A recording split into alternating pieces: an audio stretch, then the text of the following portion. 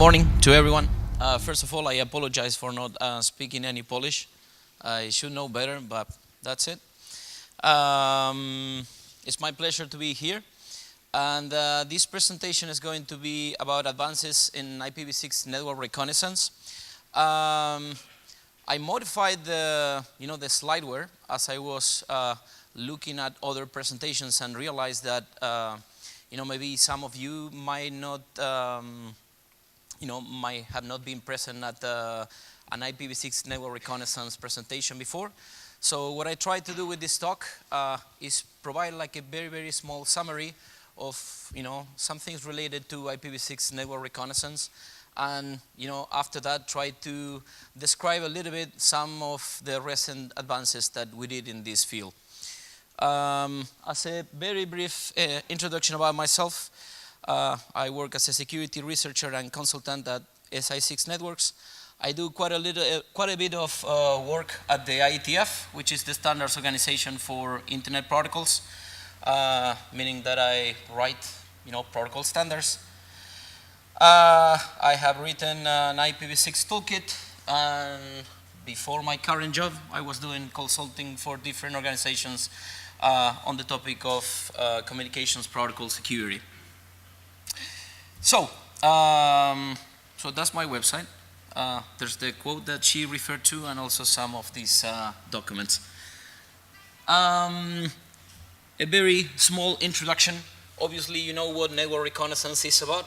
So essentially, whether you are maliciously attacking a site or whether you want to do a pen test, in order to be able to do that, you need to learn information about a network. Okay, that's very, very well-known stuff. Now, what's different when it comes to IPv6 is that some of the techniques that you typically apply to an IPv4 network, they cannot really be applied to IPv4. The most simple example of all of that is the typical host scanning attacks that you might do, for example, with Nmap. You're probably very used to do like address scans in IPv4, where you have like a /24 prefix, for example, and you go through the whole address space for that network. Obviously, that's doable when it comes to IPv4 because the address space is very reduced, is very small. You only need to try less than 300 addresses in the typical case, and that's it. But obviously, that's not the case with IPv6 because addresses are much, much larger. Okay, so in most cases, you need to do something else. So as a kind of like very brief summary of where things were at when it comes to IPv6 network reconnaissance, essentially we had smart host address scans. If you had never looked into this, essentially the idea is that many sites select their addresses with specific patterns. So with IPv6 you have 128-bit addresses, of which 64 addresses are the host ID part that you know from the IPv4 world, okay? In theory, you might expect that the host ID part is random, but in practice, it's not. So, we typically find that a number of sites, rather than selecting random addresses, they follow specific patterns. And we have produced tools like this one, Scan6. There are a few others, not as complete, but there are. That, whenever you specify a network, what the tool tries to do is to the tool tries to infer what's the pattern, the address pattern that is used at that site, and only target those addresses. Okay, this is a very big and important difference when you compare IPv6 address scans with IPv4 address scans.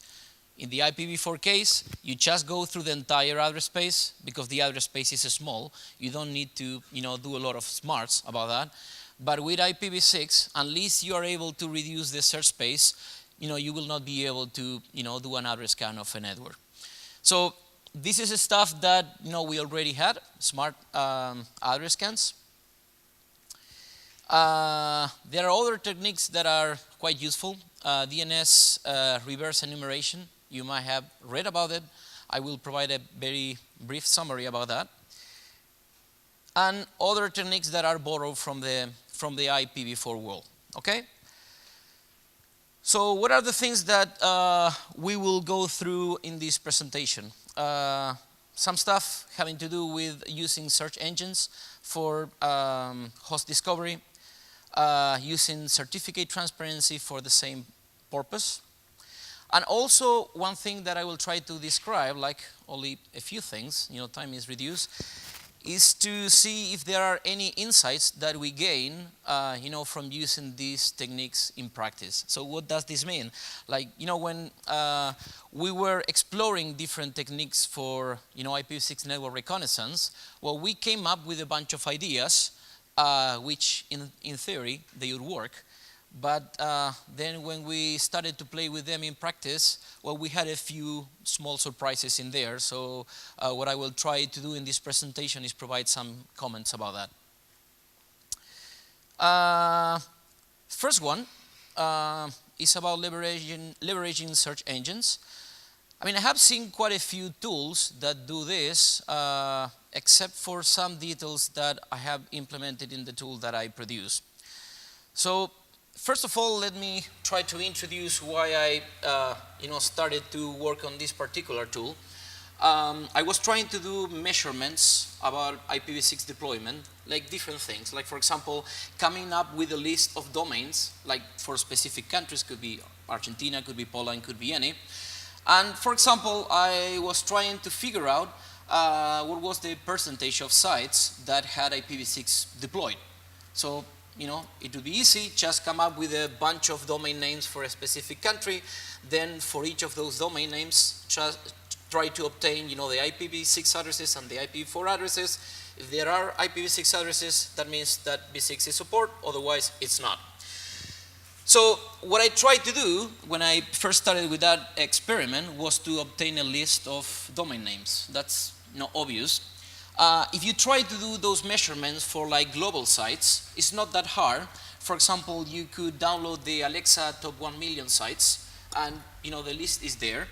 I also found that for some top level domains, like for example .se for Sweden and a few others, the registries, they publish the whole list of at least the registered domain names. For other zones like Russia, for example, the list of domain names was leaked. I don't know how, but it was up there. But thing was that for some of the zones that I wanted to do the measurements, the list of domain names were not available. So I had to come up with such a list. In my particular case, it was kind of like a more of a mass scale or larger scale experiment. Like meaning, for let's say a top level domain could be .pl for Poland. For example, you wanted to obtain all of or as many domain names as possible. But obviously it could, you could just target, the same attack if you want for a specific domain name if you were doing a pen test. It's exactly the same thing. So it wasn't that hard to come up with the idea that, if you have search engines that they obviously index lots of domain names, rather than trying to find the domain names by yourself, you could, ask the search engines. Most search engines obviously have, support keywords such as site, where you can, specify like a DNS zone, and that means that the results are going to be restricted to, to the domain name that you are specifying there. As I said before, it's useful particularly for pen testing a specific site. And why? And not that much if you want to download a whole zone. The reason being, like, if, for example, you specify site.pl, well, the first couple of pages, you're going to get, like, different results. But after a while, they are all duplicates because they are all, part of they will all be web pages corresponding to the, to the same domain. So what are the challenges with this? First one, I tried the most obvious case, which is Google, okay? And when I was trying to scrub the results, I found that they were like obfuscated. Not encrypted, but obfuscated. Meaning that what you see on the web page is not really what you find on the HTML, and I wasn't going, at least in principle, going to spend the time, trying to figure out what they were doing, particularly because they might be changing that over time, meaning that I would not only have to work now, but keep working on that, which wasn't an option. So what I did after that was to find which other search engines I could use. I came up with this one, which I didn't know before, Tioma. Apparently, they use like Google as a, as the motor, as the engine. Problem being that, for example, this one will ban you after you perform like a, let's say, high number or big number of queries.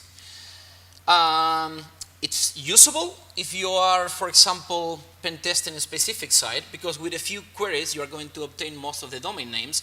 But if you want to download, for example, all the domain names for a top-level domain, say .pl, obviously you are not going to be able to do it. And thing is, with, for example, this particular search engine, Tioma, they blacklist your IP address for 1 or 2 days, meaning that unless you are able to change often, you are not going to be able to play for a long time.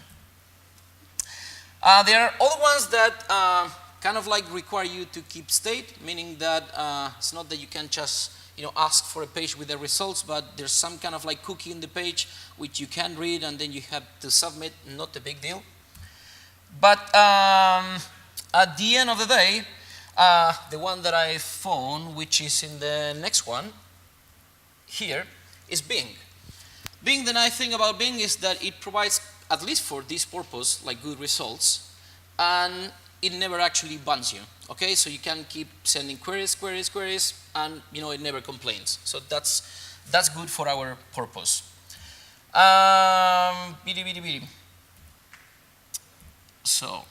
So I implemented essentially like a script that just scraps the Bing results.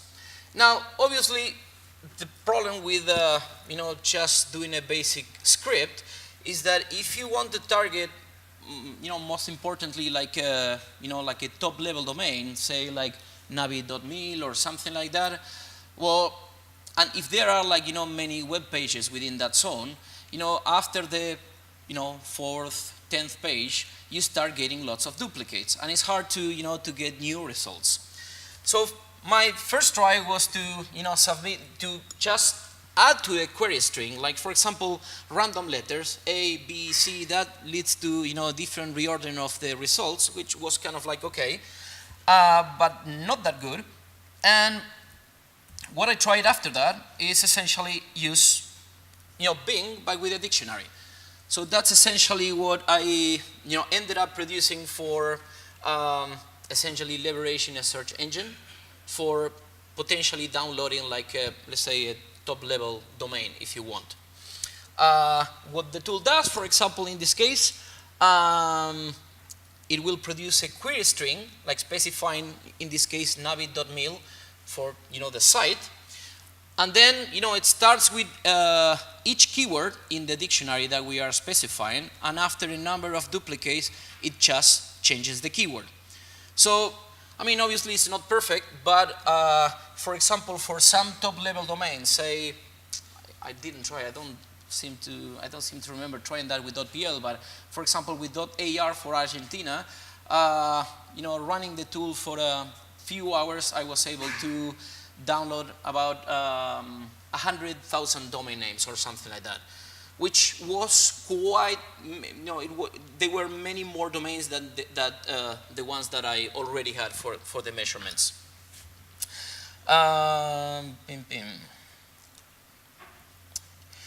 So there is another technique that is interesting. I wouldn't say that, I mean, it's just a different technique that is complementary to the one that I described for, about the search engines. You can discover some sites that you might not be able to discover, with a search engine, and vice versa. So one is not a replacement for the other. So this technique is about leveraging certificate transparency.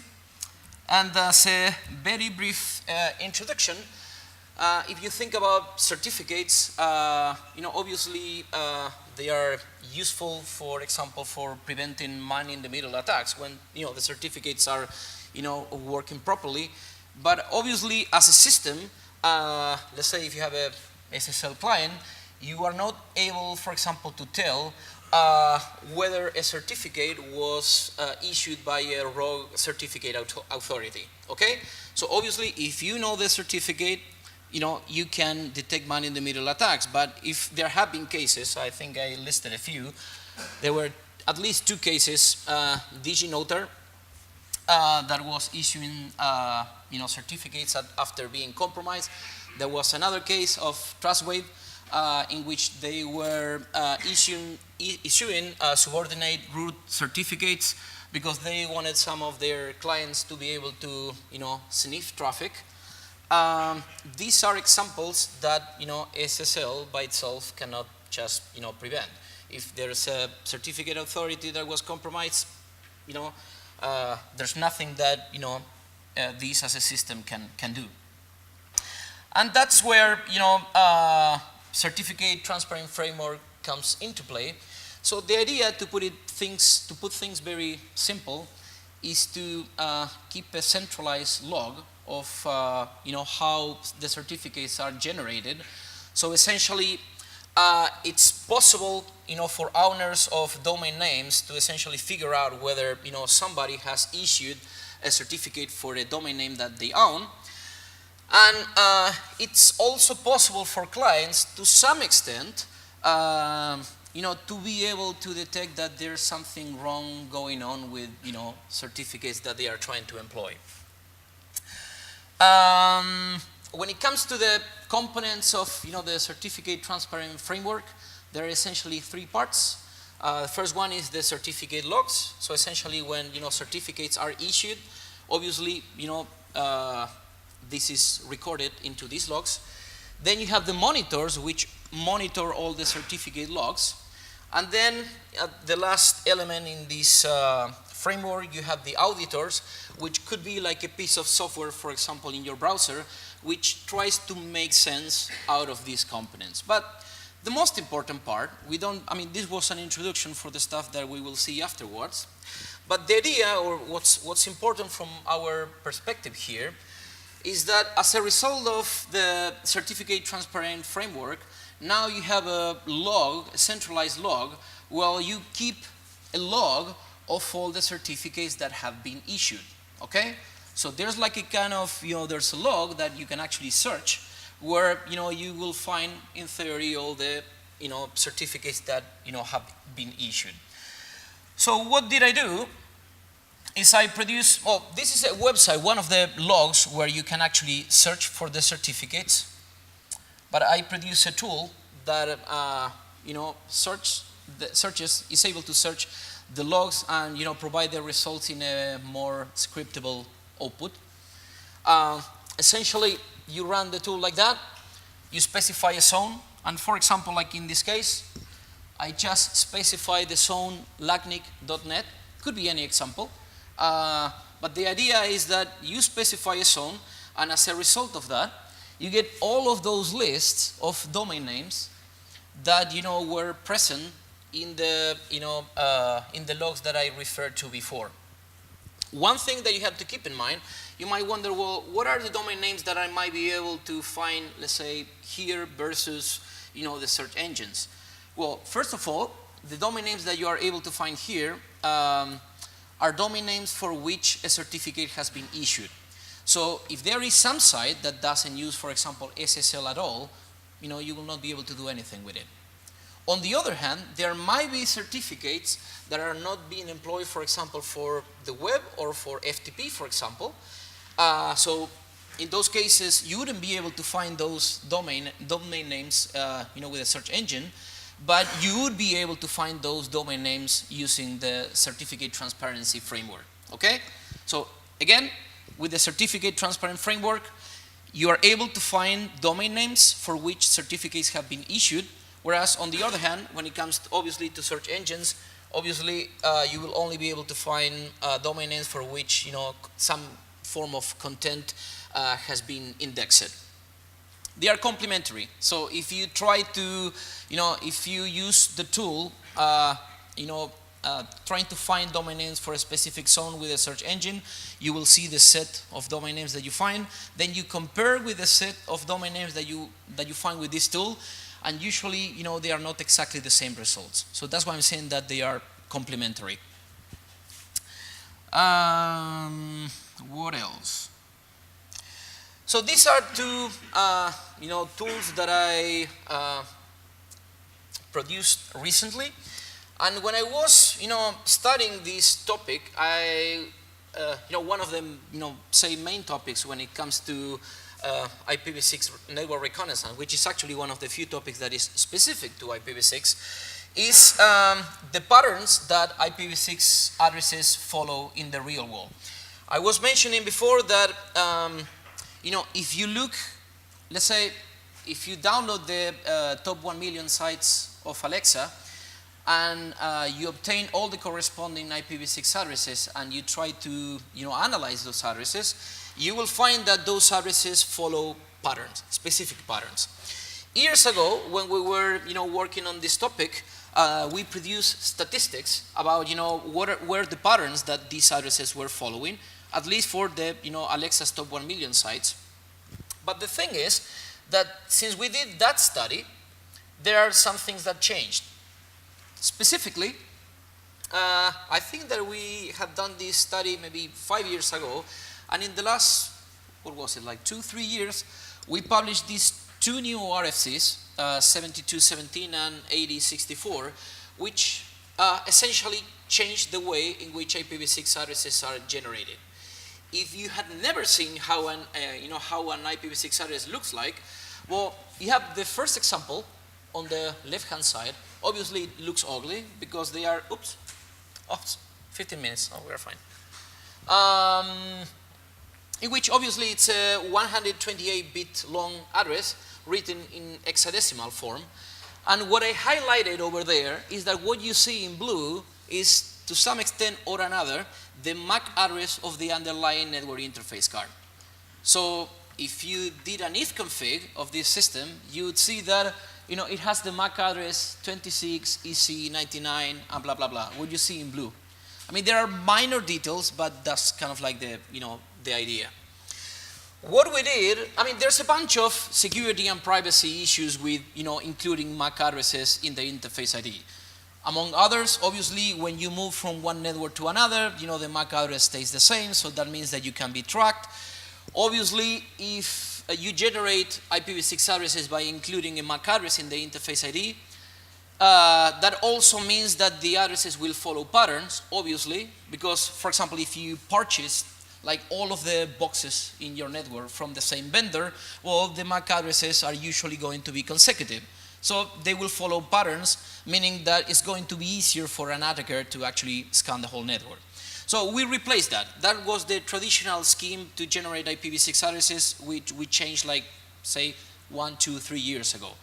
It was updated in the standards, and then it was actually updated in popular specifications. If you look at, let's say, recent versions of Fedora, Ubuntu, FreeBSD, macOS, they all employ this new scheme. They randomize the IPv6 addresses.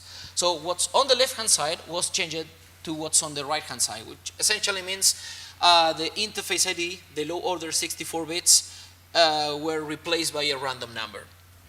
So the question here was, if, since we produced this change in the standard, and since implementations were updated in response to that, we were trying, or we redid measurements that we did a few years ago to see if, we could see any changes in the real world. Sometimes, what you write on paper, doesn't reflect into, changes in the real world. So these are the measurements that we produced. We did them with 3 different data sets. There's much more that you can measure. This is just a summary, obviously, because time is constrained. What we did for this particular slide, we obtained the top 1 million sites list from Alexa, and we obtained the Quad A records for each of those domain names. Obviously, for many of them, IPv6 is not supported, but for those domain names that support IPv6, well, these are the results. What's most important, if you see, well, I don't know what's that, orange or whatever that is, with let's say the larger part of the pie, those are addresses that embed IPv4 addresses. What does that mean? Like, well, people configuring the addresses of websites, what they do is they manually configure the IPv6 interface ID to be the same as the corresponding IPv4 address.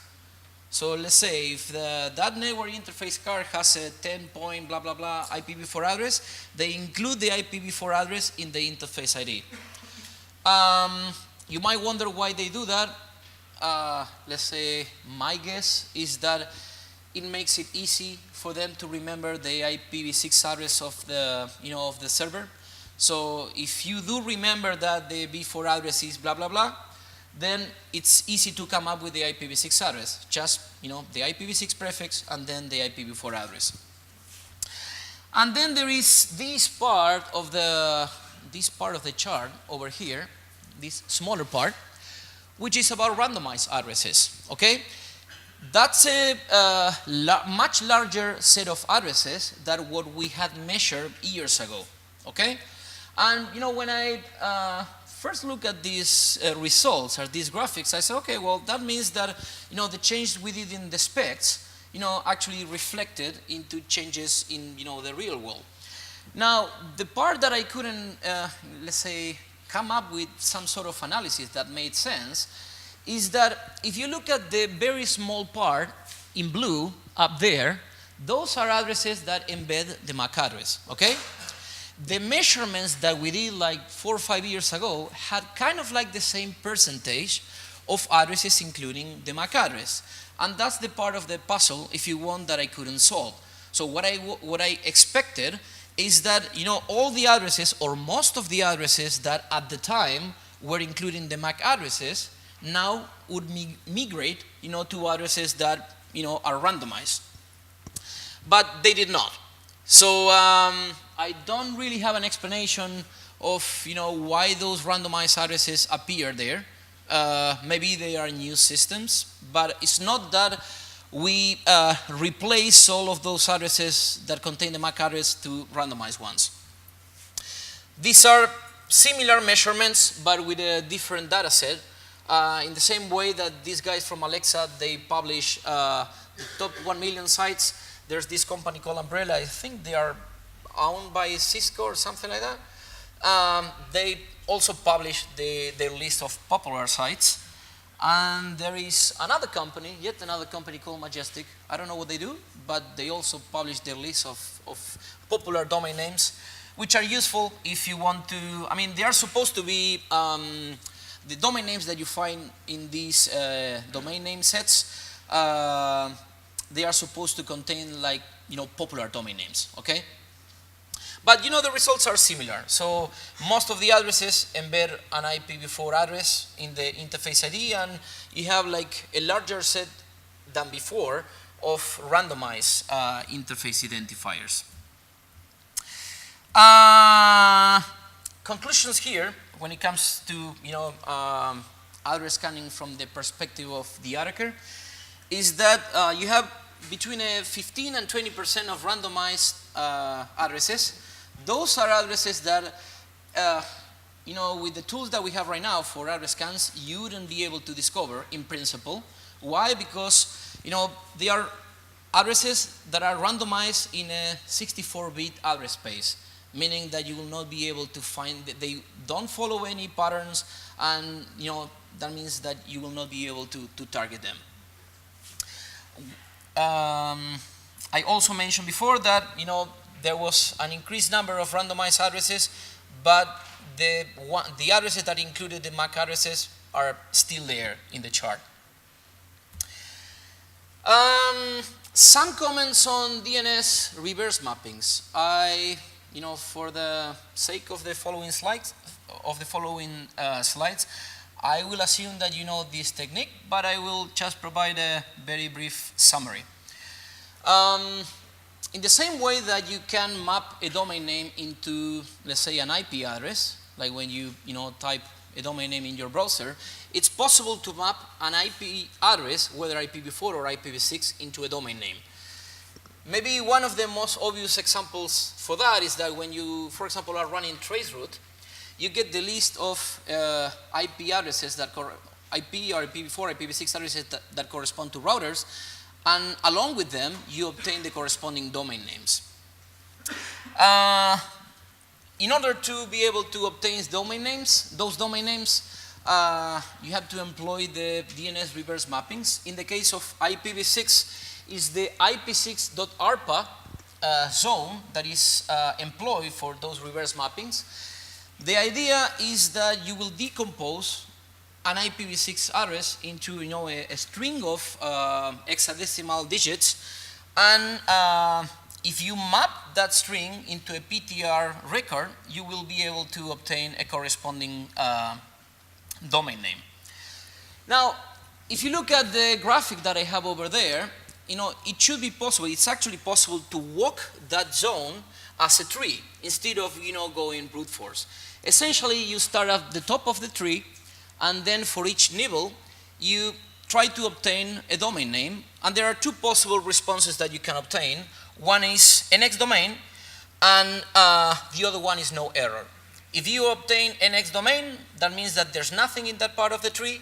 If you obtain no error, that means that you should keep exploring in that part of the tree. This is an example of using this technique. So, for example, this is a tool that was produced by Mark Oyser.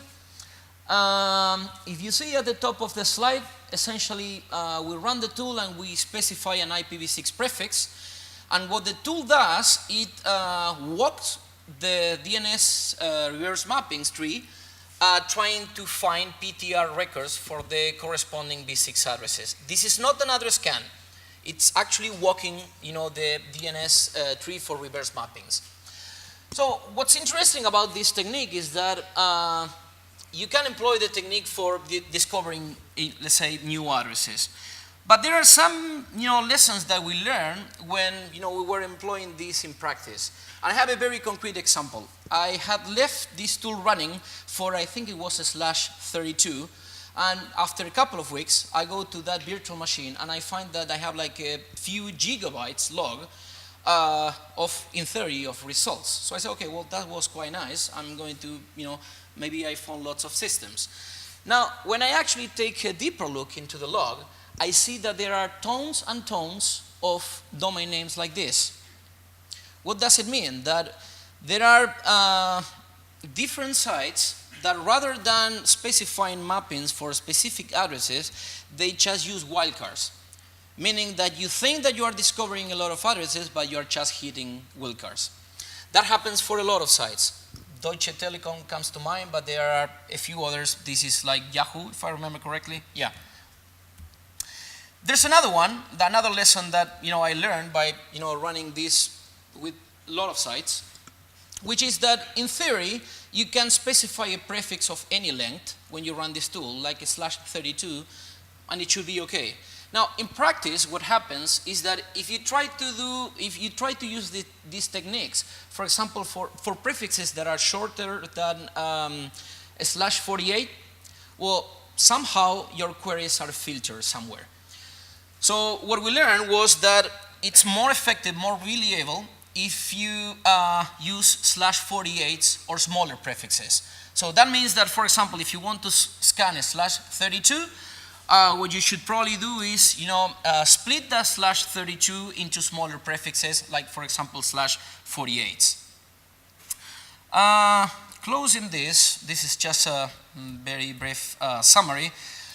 Many of these techniques are split in a number of different tools, meaning that you run the DNS enumeration tool and a bunch of other tools, but it's hard to put all the tools, it's hard to put all of the results together. So I produce a very extremely preliminary tool for putting the results together, which essentially what it does, without getting into details, the tool, for example, uses you specify, for example, a domain name. The tool comes up with a list of domain names. Then you get prefixes, and you go through all the techniques, and eventually the results converge to something. Being a football fan and being a year where we are playing the World Cup, we named this tool after our, let's say, only hope in winning the World Cup, Messi. If you are a football fan, we wish we had named this tool Maradona, but for us, Maradona is up here. So that would be like a flawless tool, which is not this case. We like Messi, but not as much as Maradona.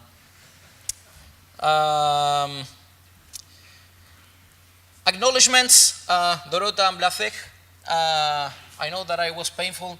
I was at the conference and I was actually chasing other speakers, so I was getting pain from other speakers and giving pain to the f-kʒn people. So I apologize for that, and I also thank you for that. I don't know if there are any questions. Just a quick one. What's your explanation that the pie chart for your data is exactly the same as the Majestic one? Do you think you work on the same data set? Sorry? Your pie chart for the randomized IPs for your own data set is exactly the same as for the Majestic one. Well, what I would say in that, there are two things to note over there. So first thing is that it's quite likely that most of the domain names in all of those data sets are the same. So maybe ordered differently, but they are the same. Another thing to, what might be interesting to do, which I haven't done it yet, is to do the same kind of analysis, but for example, with domain names corresponding to a specific country. Let's say, get all the domain names for .pl, or not all, but a lot of them, and do the experiment again. Because when you hit the most popular domain names, things are different. Like in terms of many things. Like for example, if you try to measure v6 deployment with the top Alexa's 1 million sites, you get 1%, maybe, I don't know, let's say 10%. If you do the same experiment, let's say with .pl, .ar or whatever, it's going to be like quite different. Any others? So, quick note from my side and a question. We are happy to have you here, Fernando, so you don't have to be sorry about anything. My question is about randomized IPv6 addresses. Have you had a chance or an idea to look into more deeper into it? Meaning, if you can see if there are any specific patterns of IPv6 address generation based on the operating system that has generated this IP address. So, for example, that you can see a bunch of IPv6 addresses, and based on just the IPv6 address, you can say, yo, probably it's a Windows-based or Linux-based or Mac-based or something like that. So, short answer to your question is I didn't. So the algorithm that all implementations are, at least in theory, implemented, because I didn't check the Windows code, for example, is the algorithm that we specify in 7217. And essentially, I don't remember off the top of my head, but I think we recommend SHA-256. So the way in which you randomize the interface identifier, it's a little bit more complex, but it's a hash. You produce a hash of the network prefix and some secret key. What would be interesting, I mean, it would be a very dumb thing to do, but sometimes vendors do very dumb things, is if vendors employ the same secret key for, let's say for all of their boxes.